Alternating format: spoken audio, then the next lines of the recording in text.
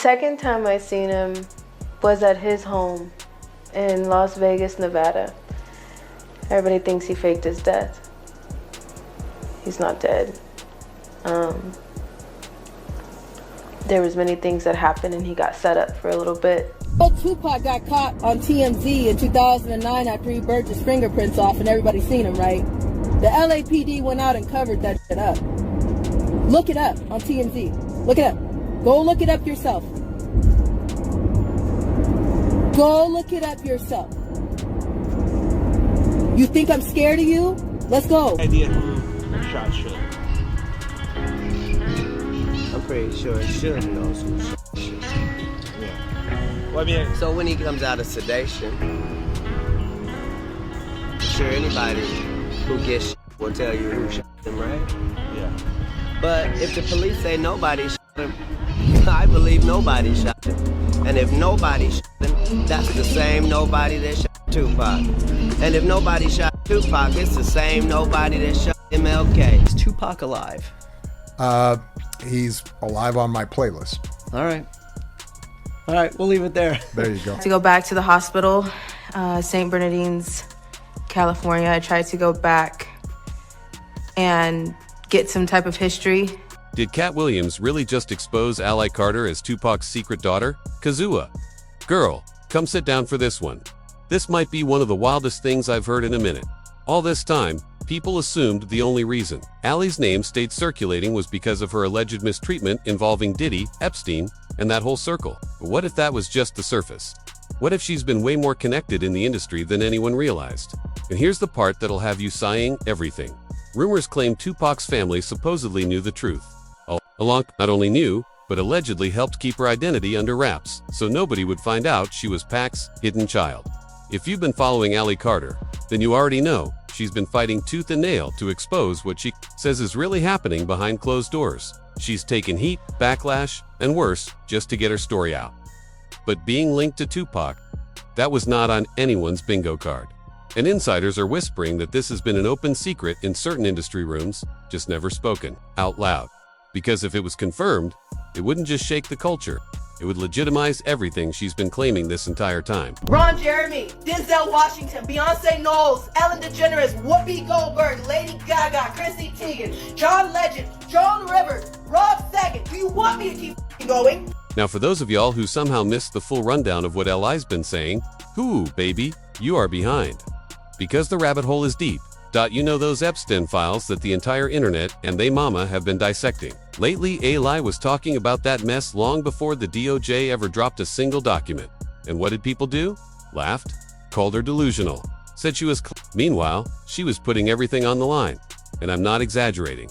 Her home was allegedly torn apart, looking for evidence. She had to relocate to another state. Her family received threats. This wasn't just gossip. This was her real life.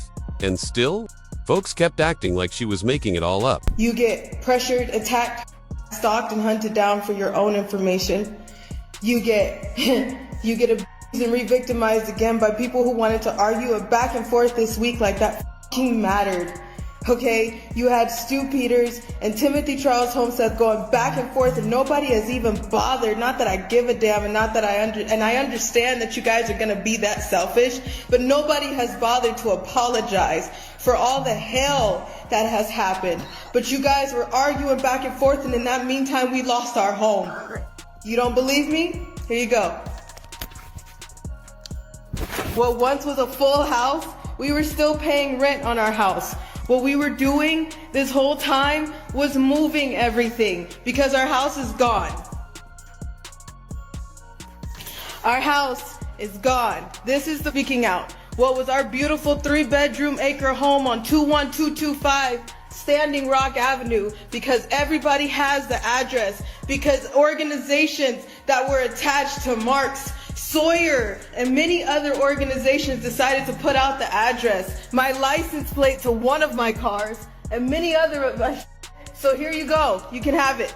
right? Because this is what happens when you speak out. This is what happens when you tell all the truth. This is what happens when you decided to stand up for the children, and when you understand that survivors don't just get to do a seminar, and when you understand that survivors don't just get to just be and then show up somewhere and talk and monetize everything that they're saying. When you realize that that's bullshit, then you will understand. Look at the tactics and pay attention. Pay attention. I'm still not asking you for a damn thing but to wake up. I'm not asking you for a damn thing but just to get outside. I don't give a damn about money, numbers on my platforms. You can have all of it. You took everything. The only thing that I give a shit about right now is the fact that there is a baby in the way. There's babies in the way. There are people that I love that I can't get out of the way. What am I supposed to do when the people in the authority that you're supposed to go to, you can't go to them? See, what sets Ally apart from a lot of these other so-called whistleblowers is this. She says she didn't just hear about it. She survived it. That's her claim. She's not repeating rumors from some backroom conversation. According to her, she has receipts, proof, evidence stacked on top of evidence. In her version of events, she says she was taken from her mother at just 15 years old and transported to Connecticut. And that's when, allegedly, everything changed. She claims that's where she realized minors from across the country were being trafficked and pulled into disturbing ritualistic environments. And if even a fraction of that is true, that's not just industry gossip anymore. That's something way darker. 4-year-olds that people take pride in sticking bars of children. I don't think people are going to be able to stomach the fact that people tie 2, 3, 4, 5-year-olds to horse stables and have horses and dogs with them, and then they get off on that. I don't think people are going to be able to stomach the fact that people hang upside down in satanic ritual meetings, and they literally hang them. Literally, by metal prongs, they hang them to get dripping out of them, and people go up under and like you're under a rainfall to take their blood. Ally has said she wasn't surprised the feds brushed her off. In her words, that's how it goes when powerful people allegedly have connections in high places. What really hit her, though, was everyday folks calling her delusional when she insists she was just trying to expose what happens behind closed doors. And let's be real, she wasn't out here setting up GoFundMes or hopping on every podcast for clout. If attention was the goal, she wouldn't reportedly disappear for months at a time to protect herself. Instead, she doubled down and filed an affidavit, naming celebrities she claims she personally saw involved. And yes, the list had some heavy hitters: Birdman, Diddy, Denzel Washington, Young Jack, Beyonce, Jay-Z, names that immediately made the internet freeze. In the document, she described minors allegedly being treated like party favors, placed out and chosen repeatedly. She detailed disturbing environments separated into different areas based on specific acts and fetishes. According to her statement, she was forced to sit and wait to be selected, like someone picking a gift bag off a birthday table. But just when you thought it couldn't get more shocking, she dropped another bomb. Ally stunned everyone by claiming she's actually Tupac's biological daughter. Now, before we go any further, there is no verified proof of that beyond her own words.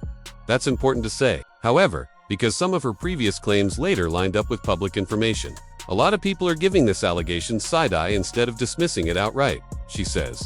Tupac's family never acknowledged her because a nurse, allegedly, switched her at birth, cutting her off from him and his relatives. And here's the part that really sent the internet into chaos. She claims Tupac is still alive. According to her, if he doesn't step forward to recognize her, she's prepared to release what she calls receipts. About his current location now? Tell me, if that isn't the definition of escalating the situation, what is? Tupac, you won't be able to hide from the public if I do, okay? Anybody that was in my biological family as surrogates, they know damn well what I'm talking about. And if something happens to this woman right here, that's the only person that I will ever consider. She is my mother. I know nothing else. So somebody touch my mama, it won't be a Sandra Bland situation. You guys will be seeing us on t-shirts. And I'm down with that because we know where we're going. But if insurance releases insurance, you release everything. And I mean everything. If a song comes on of cleaning out my closet, everybody knows what that means. So I want to tell you now, I know a lot that I should not know. I haven't even got to the facilities. I haven't even got to things where things are buried. Why do I know cases that were in San Bernardino in 2005 when I was a child? So like I said, Tupac, you know what I'm talking about, and you won't even be able to hide from your own family. From the way Ally tells it, it almost sounds like there's some deep resentment there. She seems to believe that if Tupac, or at least his family, had publicly acknowledged her, it would have instantly validated everything she's been saying about the industry for years. Imagine the credibility that would bring. But that recognition never came. And according to whispers floating around online, certain people in the industry allegedly already know the truth. Names like Katt Williams and Jaguar Wright keep getting thrown into the mix.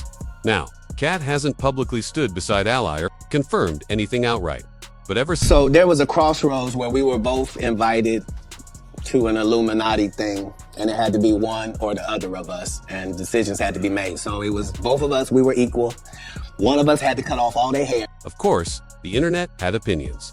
One person wrote, okay, but if Tupac is really her father, how did Ally end up in trafficking situations? And honestly, that's the question a lot of people are asking. If he supposedly faked his death and had a whole escape plan, how did she get left behind? Why wouldn't she have been protected too? Especially when folks love bringing up that his aunt has been living peacefully in Cuba for years. If that kind of relocation was possible, why not for her? Then someone else chimed in saying, the truth about this industry is about to explode. Stop idolizing celebrities and get spiritually prepared. Hugh, you see how quickly this turned from gossip to full-blown awakening talk?